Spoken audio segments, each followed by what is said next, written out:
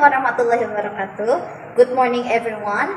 Allow me to introduce myself. My name is Sabina Tofail Aditya and this is my team. My name is Astera Dewi Anindya. My name is Aulia Yasmin Unike Udisara. My name is Bella Safitri. My name is Yaya Naila Ramadhani. We would like to give a presentation about functional text. The goal of this presentation is to help you understand about functional text and the examples. Alright, we will begin by explaining the definition of functional text. Functional text definition. Functional text di dalam bahasa Inggris didefinisikan sebagai sebuah teks yang memberikan informasi mengenai suatu hal di dalam kehidupan sehari-hari. Karakteristik: singkat dan mudah dipahami, ditulis dengan menarik, terkadang disertai gambar, dikemas dengan menarik. Type of functional text: warning, notice, caution, announcement, invitation, greeting cards, short message, advertisement, poster, pamphlet, brochure, product review, food label, medicine label, manual guide, recipe letters, shopping list. Well, turning our attention now to the example of functional text, notice. Notice. Definition. Notice adalah salah satu jenis short functional text yang berisi sebuah informasi singkat dan sederhana yang berbentuk tulisan atau simbol untuk memberikan instruksi atau peringatan kepada publik. Biasanya berbentuk rambu-rambu. Example: no smoking, dilarang merokok. Do not park here, jangan parkir di sini. Quiet place, harap tenang. No entry, dilarang masuk. Turn left, belok kiri. Turn right, belok kanan. Stop, berhenti. Type of notice text. First, perintah atau command. Perintah atau command adalah pemberitahuan pemerintah. Pemberitahuan ini biasanya menginstruksikan orang atau pembaca untuk melakukan apa yang tertulis dalam teks pemberitahuan. Example: close the door, tutup pintunya. Turn off the lamp, matikan lampunya. Sit down, duduk. Go home now, pulang sekarang. Get out, keluar. Come here, kemarilah. Help me, tolong aku. Next, peringatan atau caution.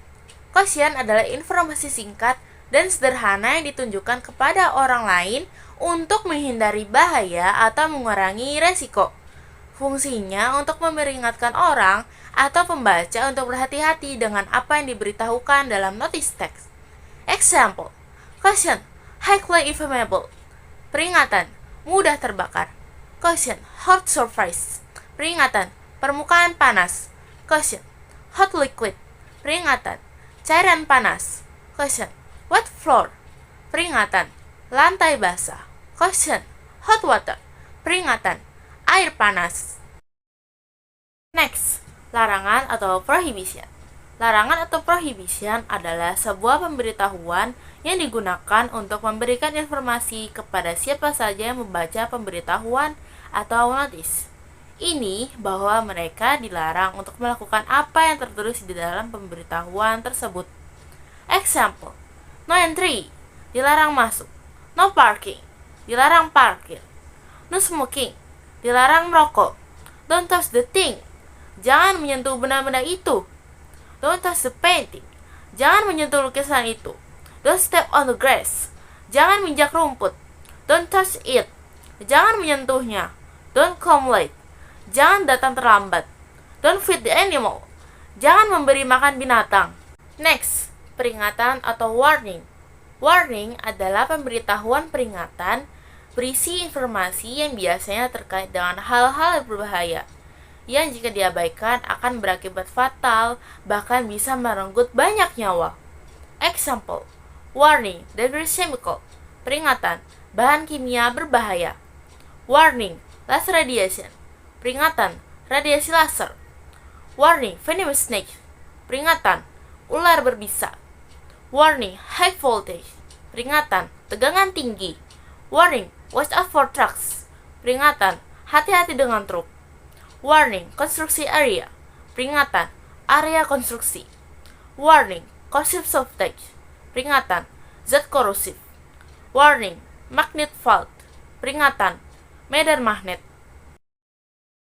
So now, let's move on to the next functional text example, announcement.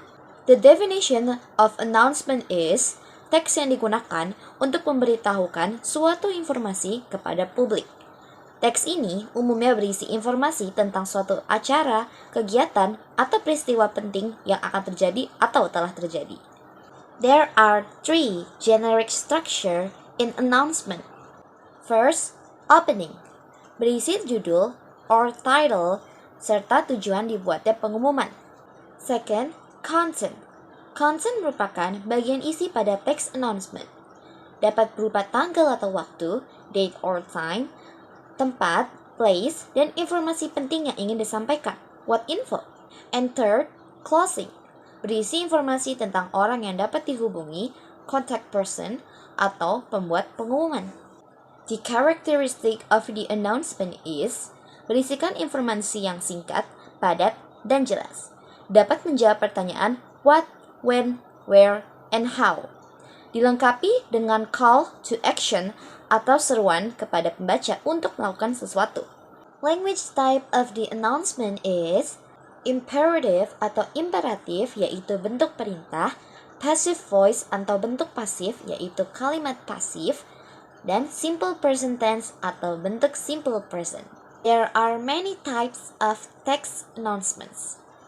For example, birthday announcement, pengumuman ulang tahun. Meeting announcement, pengumuman rapat. Losing kid announcement, pengumuman anak hilang. School announcement, pengumuman sekolah. Baby birth announcement, pengumuman kelahiran bayi. Wedding announcement, pengumuman pernikahan. Departure and arrival of flight announcement, pengumuman keberangkatan dan kedatangan pesawat. And finally, we are in our last topic, short message. Short message.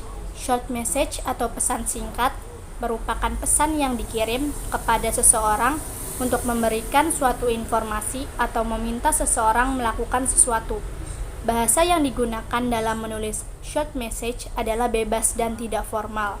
Oleh karena itu, short message pada umumnya bukan ditujukan kepada atasan atau guru, namun lebih ke orang terdekat seperti teman, keluarga, atau bawahan. Generic structure. First, opening.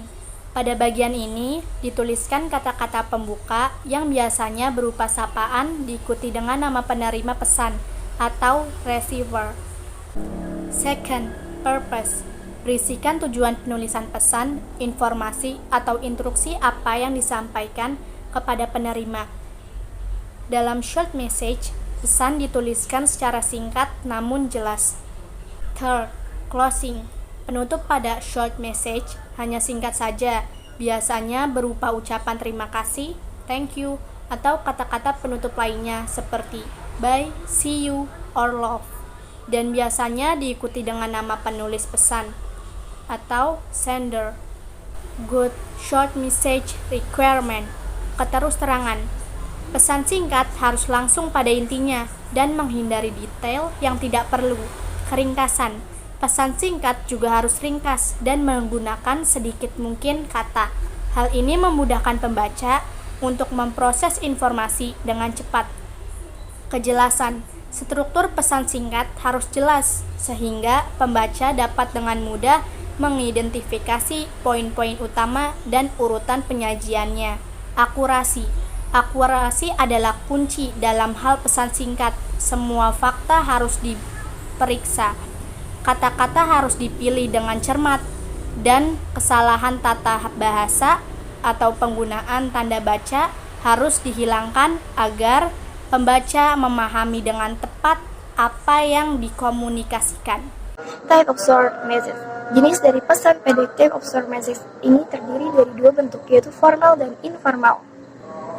Untuk jenis formal biasanya menggunakan media memo dan email, sedangkan untuk jenis informal biasanya menggunakan media short message service atau SMS dan greeting card. Formal short message. Memo. Memo merupakan catatan penting yang biasa ditulis untuk menyampaikan informasi secara singkat dan padat. Dalam pembukaan memo resmi, menyebutkan nama penerima, nama pengirim, dan subjek memo. Setelah pembukaan kita menulis isi atau informasi penting yang ingin disampaikan. Dan terakhir, penutup harus dibuat dengan singkat. Email. Email adalah pesan singkat formal elektronik, biasanya digunakan untuk di bidang akademik, bisnis, dan lain sebagainya. Di samping itu, email dapat didefinisikan sebagai transmisi pesan melalui jaringan komunikasi. Non-formal short message, SMS.